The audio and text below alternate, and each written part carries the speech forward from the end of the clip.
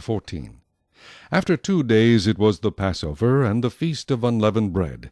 And the chief priests and the scribes sought how they might take him by trickery, and put him to death.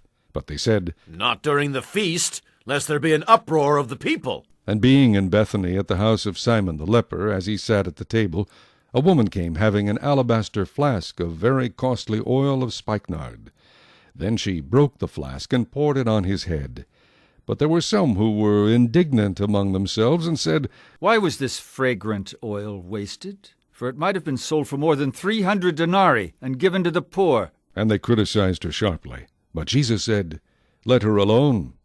Why do you trouble her? She has done a good work for me.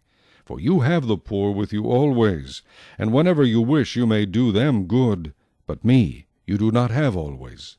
She has done what she could. She has come beforehand to anoint my body for burial. Assuredly, I say to you, wherever this gospel is preached in the whole world, what this woman has done will also be told as a memorial to her." Then Judas Iscariot, one of the 12, went to the chief priests to betray him to them. And when they heard it, they were glad, and promised to give him money. So he sought how he might conveniently betray him. Now on the first day of unleavened bread, when they killed the Passover lamb, his disciples said to him, "Where do you want us to go and prepare, that you may eat the Passover?" And he sent out 2 of his disciples, and said to them, "Go into the city, and a man will meet you carrying a pitcher of water. Follow him. Wherever he goes in, say to the master of the house, 'The teacher says, where is the guest room in which I may eat the Passover with my disciples?' Then he will show you a large upper room, furnished and prepared. There make ready for us." So his disciples went out, and came into the city, and found it just as he had said to them, and they prepared the Passover. In the evening he came with the 12. Now as they sat and ate, Jesus said, "Assuredly I say to you, one of you who eats with me will betray me." And they began to be sorrowful, and to say to him one by one, "Is it I?" And another said, "Is it I?" He answered and said to them, "It is one of the 12 who dips with me in the dish. The Son of Man indeed goes just as it is written of him. But woe to that man by whom the Son of Man is betrayed! It would have been good for that man if he had never been born." And as they were eating, Jesus took bread, blessed and broke it, and gave it to them, and said, "Take, eat, this is my body." Then he took the cup, and when he had given thanks, he gave it to them. They all drank from it. And he said to them, "This is my blood of the new covenant, which is shed for many. Assuredly I say to you, I will no longer drink of the fruit of the vine until that day when I drink it new in the kingdom of God." And when they had sung a hymn, they went out to the Mount of Olives. Then Jesus said to them, "All of you will be made to stumble because of me this night, for it is written, I will strike the shepherd, and the sheep will be scattered. But after I have been raised, I will go before you to Galilee."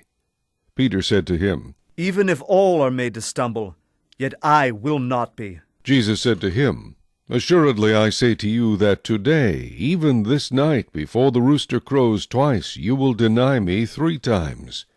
But he spoke more vehemently, "If I have to die with you, I will not deny you." And they all said likewise. Then they came to a place which was named Gethsemane, and he said to his disciples, "Sit here while I pray." And he took Peter, James, and John with him, and he began to be troubled and deeply distressed. Then he said to them, "My soul is exceedingly sorrowful, even to death. Stay here and watch." He went a little farther, and fell on the ground, and prayed that, if it were possible, the hour might pass from him. And he said, "Abba, Father, all things are possible for you. Take this cup away from me. Nevertheless, not what I will, but what you will." Then he came and found them sleeping, and said to Peter, "Simon, are you sleeping? Could you not watch 1 hour?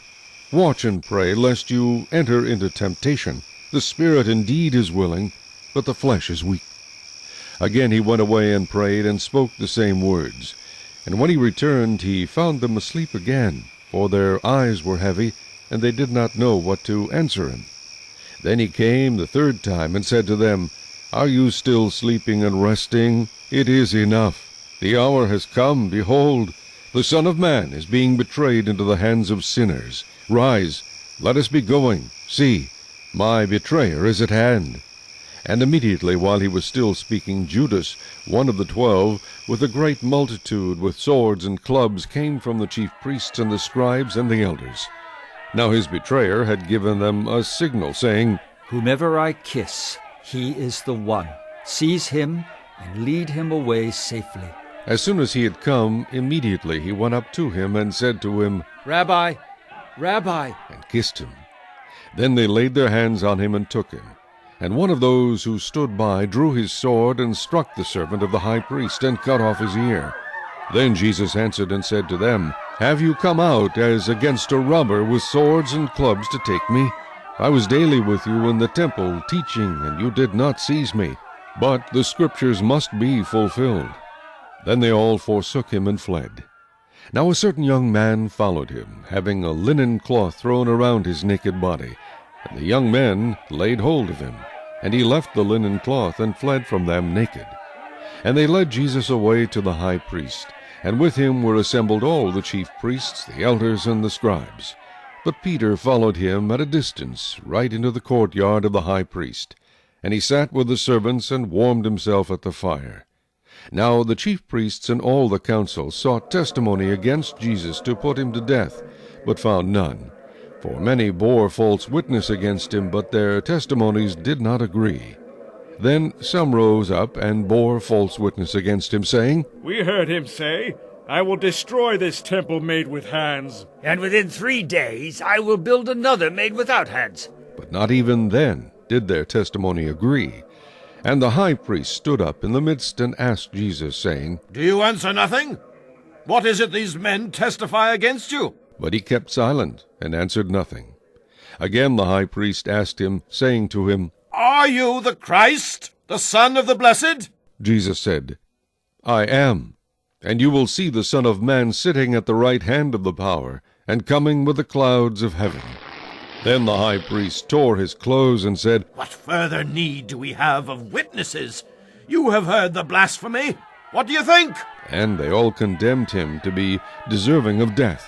Then some began to spit on him, and to blindfold him, and to beat him, and to say to him, "Prophesy!" And the officers struck him with the palms of their hands. Now as Peter was below in the courtyard, one of the servant girls of the high priest came. And when she saw Peter warming himself, she looked at him and said, "You also were with Jesus of Nazareth." But he denied it, saying, I neither know nor understand what you are saying. And he went out on the porch. And a rooster crowed. And the servant girls saw him again and began to say to those who stood by, "This is one of them." But he denied it again. And a little later those who stood by said to Peter again, "Surely you are one of them, for you are a Galilean, and your speech shows it." Then he began to curse and swear. I do not know this man of whom you speak. A second time the rooster crowed. Then Peter called to mind the word that Jesus had said to him, "Before the rooster crows twice, you will deny me 3 times." And when he thought about it, he wept.